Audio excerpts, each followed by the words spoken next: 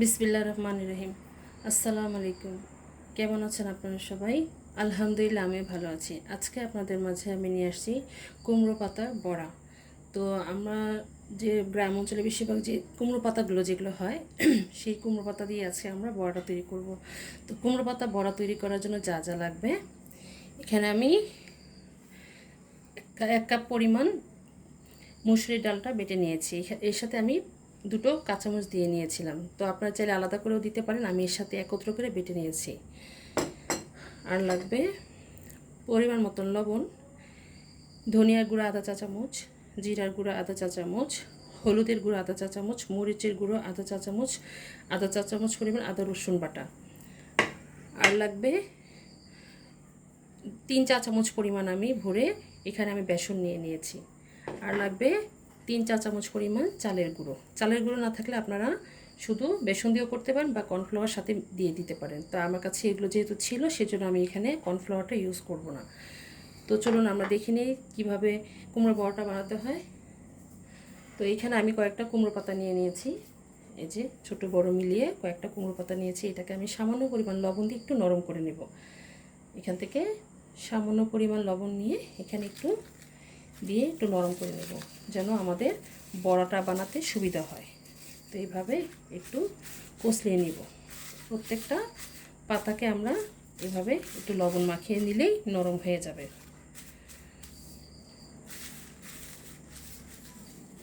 আমাদের পাতাগুলো লবণ দিয়ে মাখানো হয়ে গিয়েছে। এখন আমরা এই যে ডাল আছে সেই ডালের মধ্যে আমরা এখন যে বেসনগুলো আছে সেটা একত্র করে দিয়ে দিব এবং চালের গুঁড়োটাও সাথে দিয়ে দিব। এখানে যে মশলাগুলো আছে পরিমাণ মতন লবণ, সবটুকু লবণ লাগবে না, আমি দেখে দিব। আর যে মশলাগুলো না আছে সেগুলো সবগুলো আমরা একত্র করে নিব।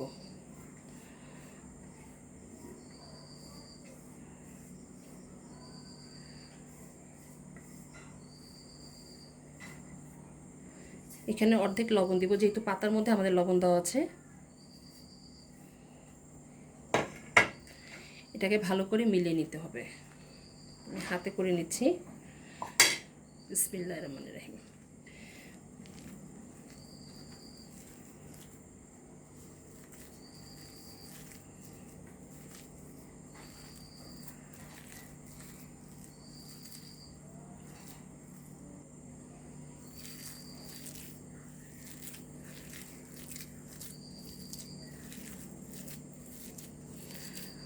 আমাদের এটা পুরোটা মাখানো হয়ে গিয়েছে। এখন আমরা এটা পাতার মধ্যে এখন গড়িয়ে নিব,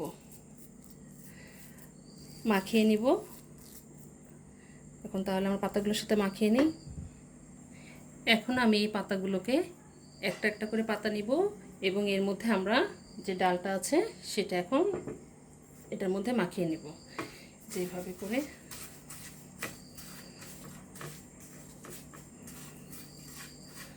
আপনারা চাইলে এর সাথে পেঁয়াজ বাটাটাও দিতে পারেন, আমি এর সাথে পেঁয়াজ দিইনি। ভেতরটা লাগানোর পরে এভাবে উপর দিক দিয়ে এভাবে লাগাতে হবে, তারপরে আরেকভাবে এভাবে ভাঁজ করে তারপর আরেকটা দিতে হবে, এপিট উপিট করে লাগাতে হবে ডালটাকে।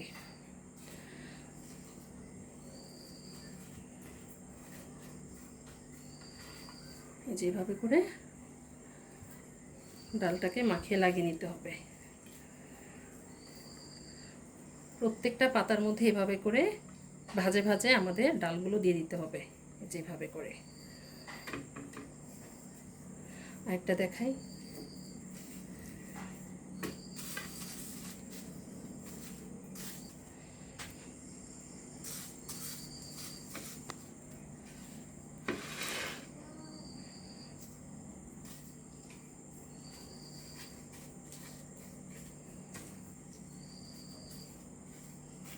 এই পাশ ওপাশ করে আমাদের লাগিয়ে নিতে হবে এইভাবে।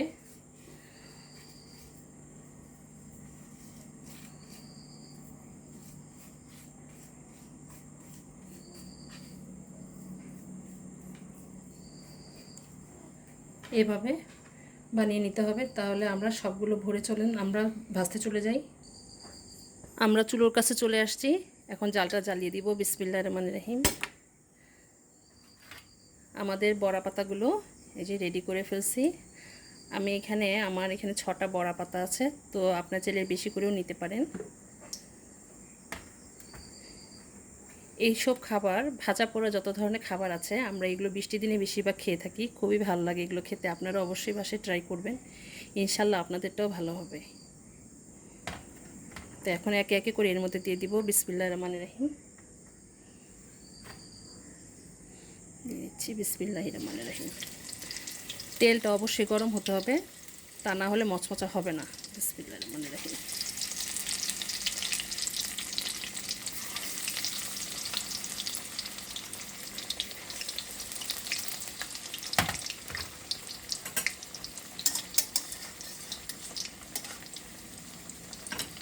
সবগুলোই দিয়ে দিব এর মধ্যে।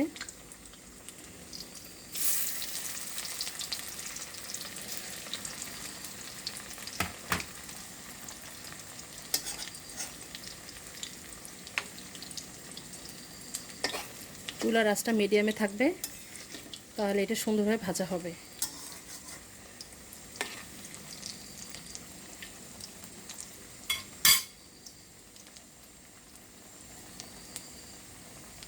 আমরা যেভাবে ডালের বড়া তৈরি করি সেম ওই প্রসেসেই ডালটা হবে। বাটা বা আপনারা ব্লেন্ড করে নিতে পারেন। উল্টিয়ে দিচ্ছি। এভাবে পাতার মধ্যে ভালোভাবে এদিক ওদিক করে গড়িয়ে তারপরে এভাবে ভেজে নেবেন। আমি আমার মতন যেভাবে তৈরি করি আমি আপনাদেরকে ওভাবে তৈরি করে দেখাচ্ছি।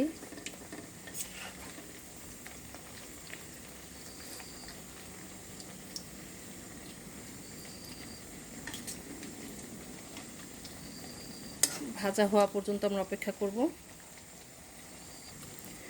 এটাকে আমরা উল্টে দিয়েছিলাম, এই যে দেখুন লাল লাল হয়ে আসছে মাশাআল্লাহ করে। প্রত্যেকটা লাল লাল হয়ে আসতেছে আমাদের। এটা ভাজতে বেশি সময় লাগে না। এটা উল্টানোর সময় একটু হালকা একটু চাপ দিবেন, তাহলে ভিতরের অংশটা হয়ে যাবে, তা না হলে কাঁচা থেকে যাবে, যেহেতু এটা ভেতরে ডাল আছে।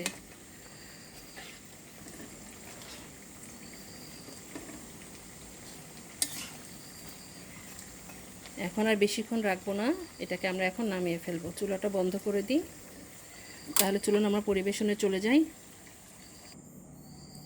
তৈরি হয়ে গিয়েছে আমাদের মচমচে কুমড়োর বড়া।